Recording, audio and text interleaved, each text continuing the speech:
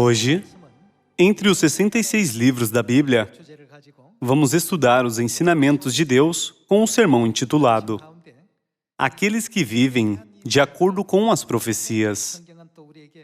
Através desse sermão, vamos entender que tipo de vida Deus quer que tenhamos de acordo com as profecias. Deus disse, eu o disse, eu também o cumprirei. Tomei este propósito, também o executarei. De acordo com esse versículo, todas as profecias dadas por Deus são cumpridas da maneira como foram ditas. Por isso, nós, os filhos celestiais, devemos viver de acordo com as profecias. Vamos ver o ensinamento de Deus no Evangelho de Mateus, capítulo 26, versículo 54.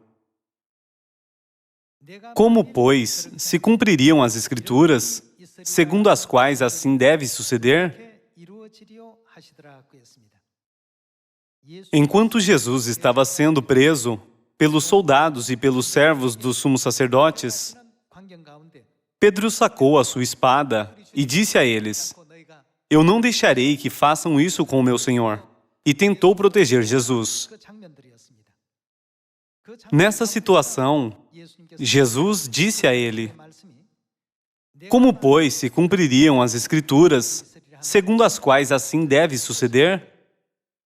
Jesus ensinou a Pedro que tudo acontece da maneira como foram escritas na Bíblia, porque foram profetizadas e todas as profecias devem se cumprir.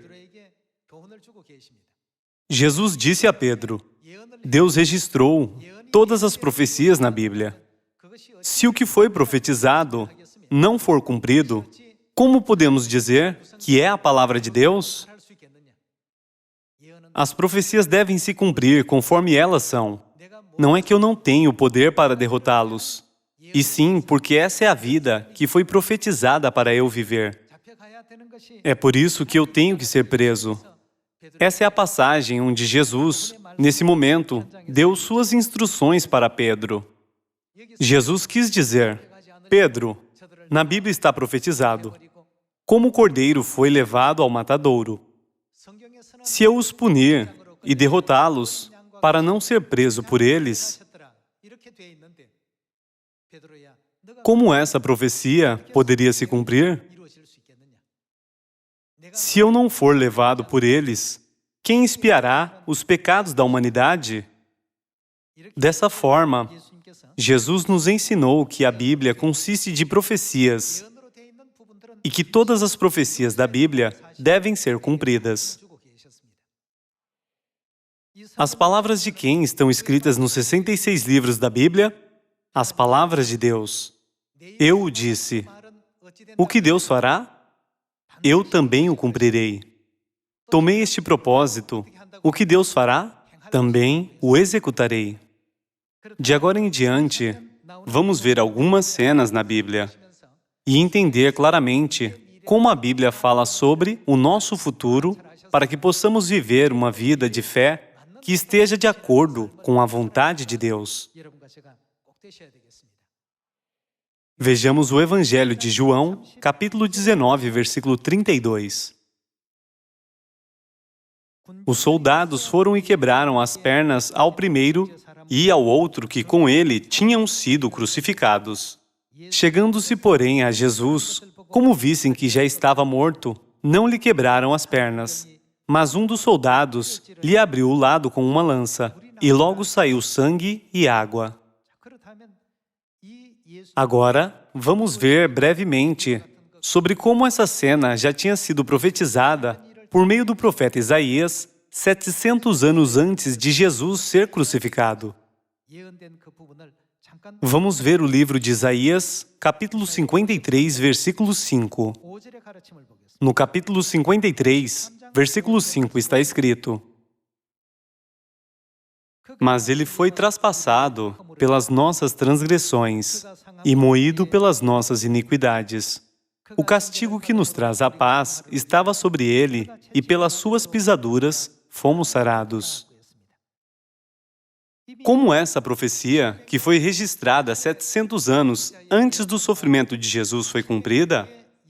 Ela foi cumprida exatamente como foi profetizada.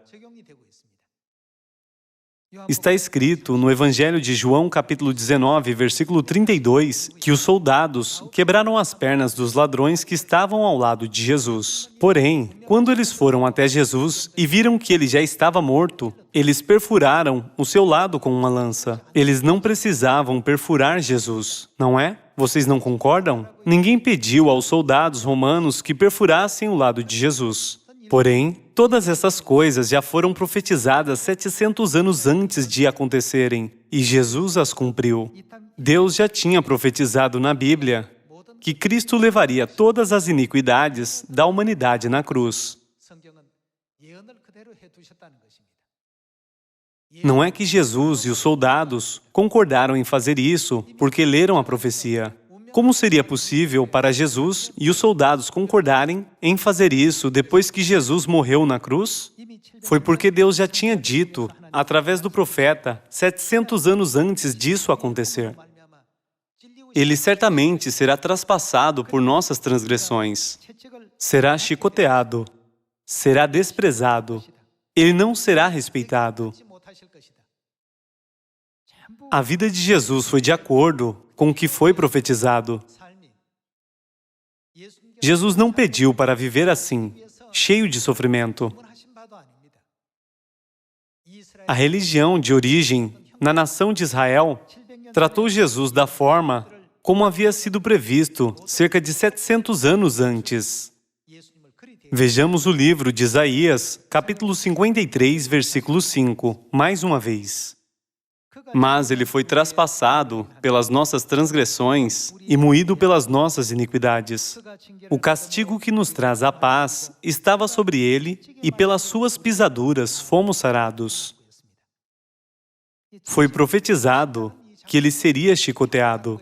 Poderia ter outras maneiras de puni-lo, certo? Porém, o profeta Isaías recebeu a revelação de Deus e até viu a situação que aconteceria 700 anos depois. De acordo com o livro de Isaías, capítulo 46, o que Deus vê desde o princípio? Deus vê o fim. É por isso que Deus fez com que o profeta escrevesse o que aconteceria no futuro. No livro de Isaías, capítulo 53, versículo 5, não foi profetizado apenas que Jesus seria perfurado com uma lança, mas que ele também seria chicoteado. Isso aconteceu para que nós fôssemos curados. Vamos ver o seu cumprimento no Evangelho de Mateus, capítulo 27. No capítulo 27, versículo 25, está escrito: E o povo todo respondeu: Caia sobre nós o seu sangue e sobre nossos filhos. Então, Pilatos lhes soltou Barrabás. E, após haver o que fizeram com ele? Açoitado a Jesus, entregou-o para ser crucificado. Vendo como Cristo sofreria na cruz pelos nossos pecados, o profeta Isaías escreveu: Pelas suas pisaduras fomos sarados, 700 anos antes disso acontecer. Sobre o fato de Jesus levar nossa iniquidade, Deus fez o profeta descrever precisamente que tipo de vida Jesus viveria 700 anos antes de sua vinda à Terra. Deus não profetizou apenas que vida Jesus teria, mas também registrou sobre como seria a morte de Jesus em detalhes. Vamos continuar no Evangelho de Mateus, capítulo 27, versículo 57. Capítulo 27, versículo 57. Caindo a tarde, veio um homem rico de Arimateia, chamado José, que era também discípulo de Jesus. Este foi ter com Pilatos e lhe pediu o corpo de Jesus. Então, Pilatos mandou que lhe o fosse entregue. E José, tomando o corpo, envolveu num pano limpo de linho e o depositou no seu túmulo novo, que fizera abrir na rocha. E, rolando uma grande pedra para a entrada do sepulcro, se retirou. Achavam-se ali, sentadas em frente da sepultura, Maria Madalena e a outra Maria. De acordo com essas palavras, onde colocaram o corpo de Jesus? Colocaram o corpo na sepultura de um rico de Arimateia, chamado José. Seu corpo foi colocado na sepultura de um homem rico chamado José de Arimateia. Aonde isso já tinha sido profetizado? É fácil achar que todas as coisas que aconteceram com Cristo foram coisas comuns. Porém, tudo tinha sido profetizado na Bíblia. Vamos ver como isso foi profetizado no livro de Isaías, capítulo 53. Vamos ver o versículo 8. Por juízo opressor foi arrebatado, e de sua linhagem, quem dela cogitou? Porquanto foi cortado da terra dos viventes. Por causa da transgressão do meu povo, foi ele ferido. Designaram-lhe a sepultura com os perversos, mas com quem ele estava em sua morte? Com um rico esteve na sua morte, posto que nunca fez injustiça, nem dolo algum se achou em sua boca. Um rico de Arimateia, chamado José, preparou uma tumba para ser usada por ele após a sua morte. Porém, ele colocou o corpo de Jesus ali. Tudo o que aconteceu com Jesus parece ser coisas comuns que poderia ter acontecido a qualquer momento.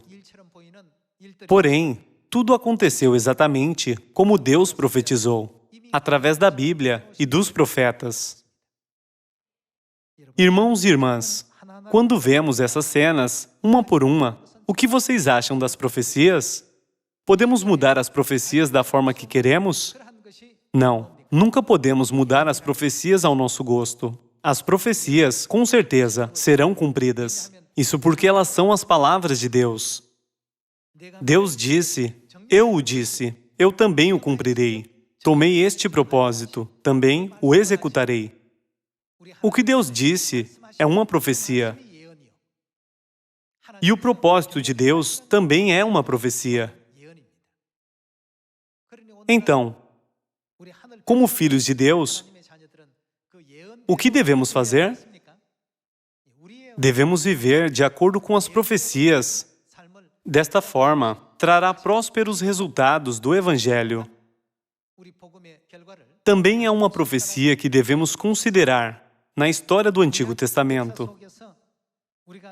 Vejamos no livro do Gênesis, capítulo 41.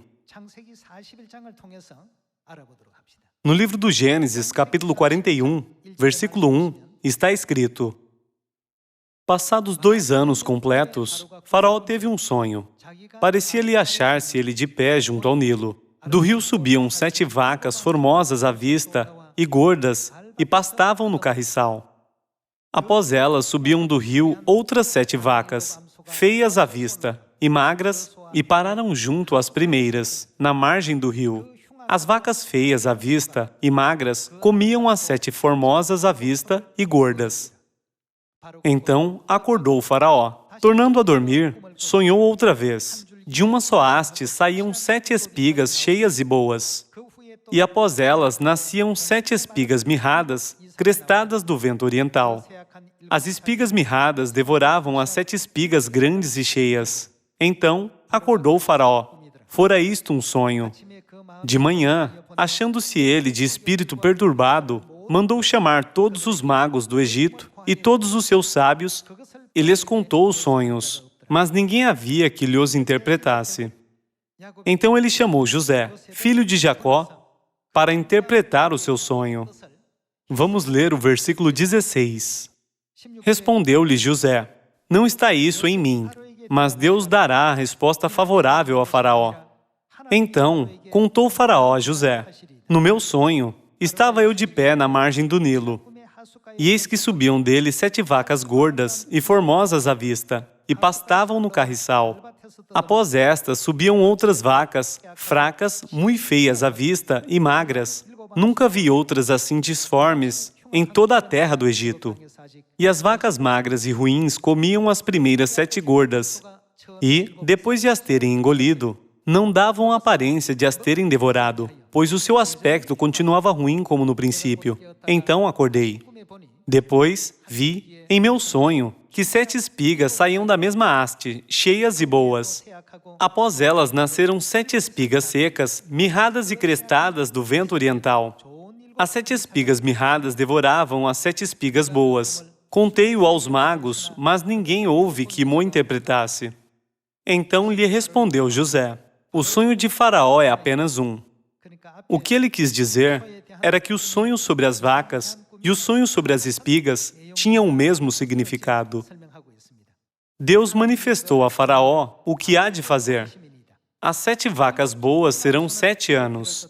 As 7 espigas boas, também 7 anos. O sonho é um só. Versículo 27. As 7 vacas magras e feias, que subiam após as primeiras, serão 7 anos. Bem como as 7 espigas mirradas e crestadas do vento oriental, serão 7 anos de fome. Esta é a palavra, como acabo de dizer a Faraó, que Deus manifestou a Faraó que ele há de fazer. Eis aí vem 7 anos de grande abundância por toda a terra do Egito. Seguir-se-ão 7 anos de fome, e toda aquela abundância será esquecida na terra do Egito, e a fome consumirá a terra. E não será lembrada a abundância na terra, em vista da fome que seguirá, porque será gravíssima. O sonho de Faraó foi dúplice, porque a coisa é estabelecida por Deus, e Deus se apressa a fazê-la. Agora, pois, escolha Faraó um homem ajuizado e sábio, e o ponha sobre a terra do Egito. Faça isso, Faraó, e ponha administradores sobre a terra, e tome a 5ª parte dos frutos da terra do Egito, nos 7 anos de fartura. Ajuntem os administradores, toda a colheita dos bons anos que virão. Recolham cereal debaixo do poder de Faraó, para mantimento nas cidades, e o guardem. Assim, o mantimento será para abastecer a terra nos 7 anos da fome que haverá no Egito, para que a terra não pereça de fome. Houve 7 anos de grande abundância na terra do Egito, assim como José interpretou. Por 7 anos, eles tiveram abundância. Porém, nos anos após o 7º ano de abundância, eles tiveram 7 anos de uma fome sem precedentes. Esse registro na Bíblia também nos mostra que Deus profetizou através de um homem sobre o que aconteceria no futuro e cumpriu tudo exatamente da forma como profetizou. Estamos vendo a profecia e o seu cumprimento através do passado, mas o mais importante é o que acontecerá conosco. Como o nosso futuro foi profetizado, irmãos e irmãs, vocês não estão curiosos sobre o nosso futuro? Vocês podem encontrar todas as respostas sobre o nosso futuro na Bíblia. Sempre que vemos profecias sobre o nosso futuro, ganhamos força e ficamos muito felizes e cheios de esperança. Nós pensamos, isso é o que vai acontecer conosco no futuro. Está profetizado que entraremos no eterno reino dos céus. José disse, se você não se preparar durante os 7 anos de abundância, o país ficará arruinado durante os 7 anos de fome. Por isso, se prepare durante os 7 anos de abundância. Quando José deu uma sugestão sábia ao Faraó, o que ele disse? Você é perfeito para essa tarefa. Eu te dou total autoridade. Eu te nomeio como o segundo no comando. Assim, José foi nomeado como governador para administrar todos os assuntos de todo o Egito da parte do Faraó. Não foi? Durante os anos de abundância, José construiu celeiros por todo o país e armazenou a comida ali. Ele fez toda essa obra com diligência por 7 anos, e no 8º ano, a fome começou. As coisas aconteceram exatamente da forma como Deus profetizou. Conforme a severa fome atingia a terra do Egito, as pessoas tinham que pagar o dobro ou o triplo para comprar comida. Algumas pessoas até foram forçadas a vender suas terras para comprar comida. Porém, a fortuna de Faraó cresceu abundantemente. Tudo isso está escrito na Bíblia. Então, vendo esse exemplo, não devemos também nos preparar, já que através das profecias nós sabemos o que vai acontecer? No livro do Apocalipse, Deus disse, eu recompensarei a cada um de acordo com as suas obras. Isso também é uma profecia. Mesmo se quisermos receber muitos prêmios no céu, se nossas ações merecerem apenas um pouco, então receberemos apenas alguns prêmios. É porque Deus disse: quem semeia com moderação, também colherá com moderação.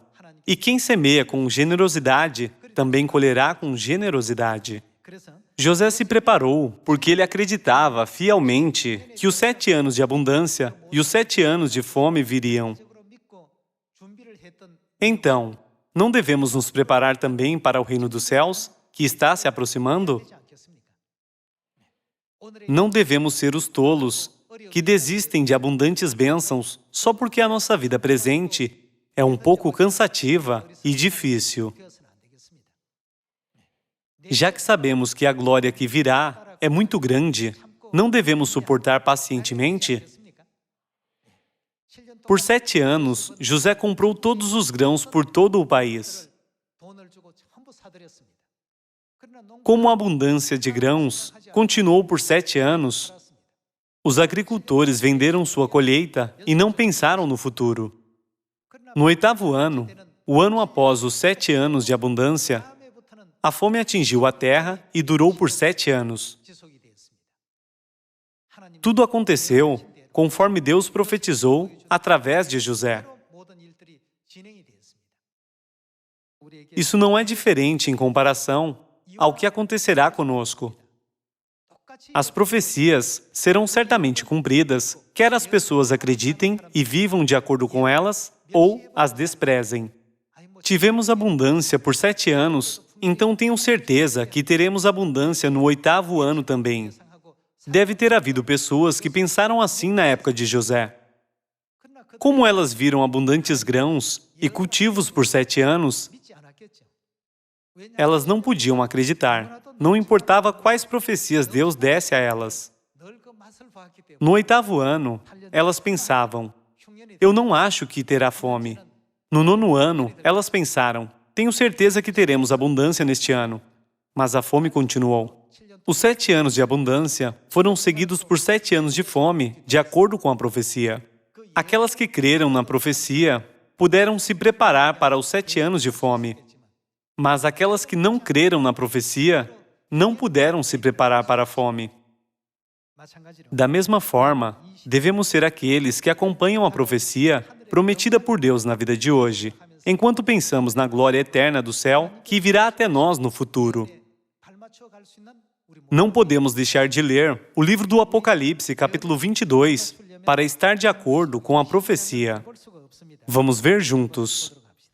No versículo 5 está escrito: então, já não haverá noite, nem precisam eles de luz de candeia, nem da luz do sol, porque o Senhor Deus brilhará sobre eles, e o que eles farão? Reinarão pelos séculos dos séculos. O versículo 6 diz: disse-me ainda, estas palavras são fiéis e, o que elas são? Verdadeiras. O anjo claramente disse: essas são as verdadeiras palavras da profecia de Deus. Revelações da profecia e promessas da profecia que não contêm mentiras. Portanto, essas palavras são fiéis e verdadeiras. Vendo essa profecia, devemos ver o glorioso mundo que Deus preparou para nós e viver de acordo com essa profecia, no lugar de se preocupar. O que eu farei amanhã? O que será de mim? Vejamos também o livro do Apocalipse, capítulo 21, versículo 4. Versículo 4. Ele as enxugará dos olhos toda lágrima, e a morte já não existirá. Já não haverá luto, nem pranto, nem dor, porque as primeiras coisas passaram. E aquele que está sentado no trono disse: eis que faço novas todas as coisas. E acrescentou: escreve, porque estas palavras são o quê? São fiéis e verdadeiras. Aqueles que vivem de acordo com as profecias têm esperança por esse futuro.